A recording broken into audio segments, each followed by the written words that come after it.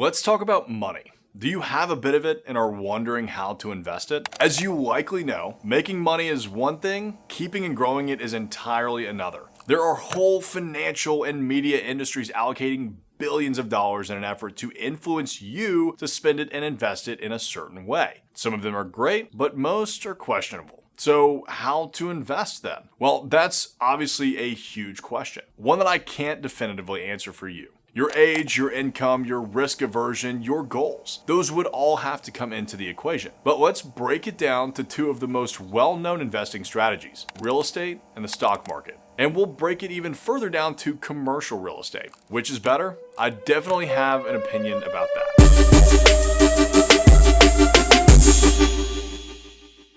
So let's dive into the pros and cons of commercial real estate versus stocks, which of course is an interesting comparison. In many ways, commercial real estate and stock investing have very similar pros and cons. Let's simplify it just a bit by conceding that the cons of both investment strategies are basically the same. And by that, I'm referring to risk. There are others, but risk is the big one. If you've been around the block a few times or at all as an investor, you know that your ability to take and absorb any amount of risk is a huge part of the game. In both commercial real estate and stock investing, the risk is real. It can be mitigated by a number of factors such as your competence, how much research you're willing to do, even mentorship, finding people that can coach you through these investments, and of course, your own patience. But it's always going to be there. Rule number one of investing is not losing any money. So if you want to keep, and more importantly, grow your money, you're going to need to take on some amount of risk. So let's call the cons between these two strategies even and move on.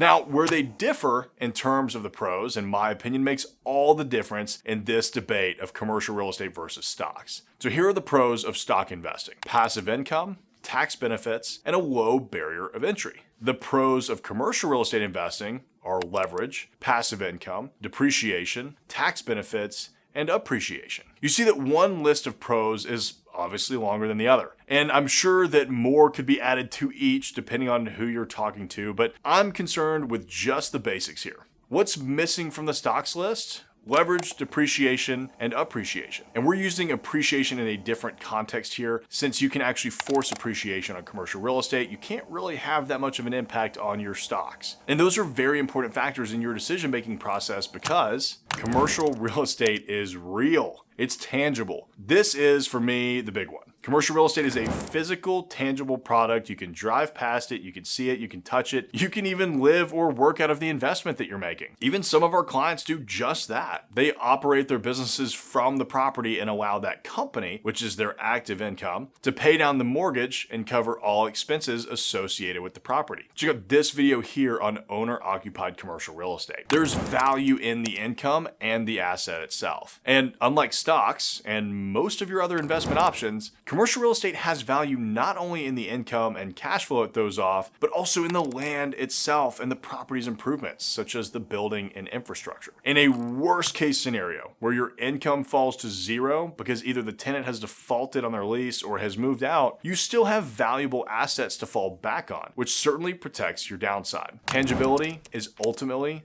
stability. Commercial real estate is also a relatively stable asset, as it can offer housing, such as apartment complexes and mobile home parks, services, such as retail or office space, or storage and manufacturing, like industrial warehouses. Because of these factors, commercial real estate often does not fluctuate and experience the roller coaster swings and ups and downs that the stock market will. Not to mention the peace of mind that you'll have just by being able to drive by the asset. And last, but certainly not least, commercial real estate offers historically higher returns. When it comes to overall returns, nothing beats real estate. As I've already said, not only can you make near instant regular cash flow a reality from a good commercial real estate investment, but there's the building and the land itself and the deal that appreciates over time. And you can do a 10-minute research run online to see how land investments have done historically. Now, how to diversify your commercial real estate investments. So I think that we've established my take on this debate. Commercial real estate is a much better investment than stocks. But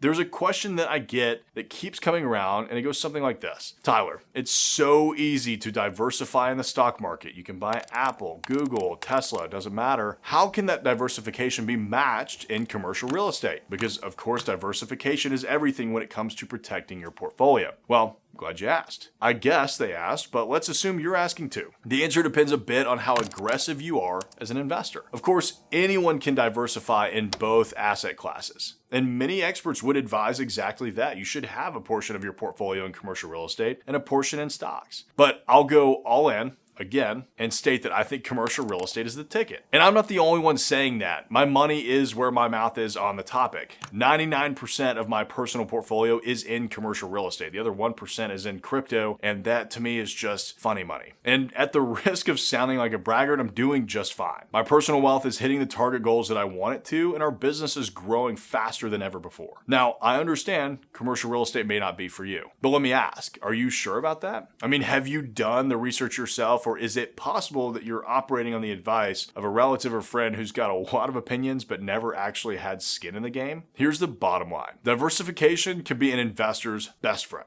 Here are 3 ways that you can diversify as a commercial real estate investor. Now, there are many ways to diversify your portfolio as a commercial real estate investor, and the first one is commercial property usually means multiple tenants. More tenants means less risk. It's just kind of how that works out, right? Think about it. If you have a single family home and your tenant moves out, you now have a 100% vacancy rate. However, if you own a 50-unit multifamily apartment complex and one tenant moves out, you're probably not going to notice that impact to your bottom line. Second, if you're investing with an established real estate operator, you'll be able to select which asset type, where the asset is located, and the proposed project type. And depending on the amount of your investment capital and or how you decide to slice that up, you can own multiple multi-tenant buildings that are producing cash flow and appreciating in value nearly every day you hold them. Historically, of course. Think about this. You could own office buildings in Nashville, industrial complexes in Atlanta, and apartment complexes in Miami. It's a great way to diversify your portfolio, not only with different asset types, but different project types and different locations. Third, there is a nearly unlimited amount of different types of investments that you can make in the commercial real estate realm. That is, there are at least 5 primary types of commercial real estate investment, 3 of which I just mentioned, and nearly unlimited variations of deals that you can structure within these types. So like I said, you've got multifamily, office, industrial, retail, and also hospitality. To me, that's the very definition of diversification. It may be not as easy as punching a few buttons on the computer and getting yourself into the stock market, or maybe on your phone now, but if you partner with the right operator, commercial real estate investing can be incredibly passive and deliver a much bigger return. Check out this video here on investing in syndications as a limited or passive partner. So what does this all come down to? Who wins the battle of commercial real estate versus stock investing? Well, I believe investing in commercial real estate is the best bet that can bring the best return. So there you have it, my opinion on the commercial real estate investing versus stock investing debate. As I said at the beginning of this video, I can't make the decision like this for you, and none of this is explicit financial advice. Of course, you need to speak with your CPA, your financial advisor, your attorneys, even your commercial real estate brokers to see if there are deals that make sense for you, but you have at least my opinion. So, all of that said, commercial real estate, in my experience, is a far superior investment vehicle. While you obviously need to make your own investment decisions, if you're interested in investing passively in commercial real estate deals with an experienced operator, head on over to investwithhamilton.com where you can start the process to see what it would be like investing with me and all the projects that we've got going on throughout the Southeast. So there you have it for commercial real estate versus stock investing. If you'd like to take a look at commercial real estate versus crypto, check out this video here.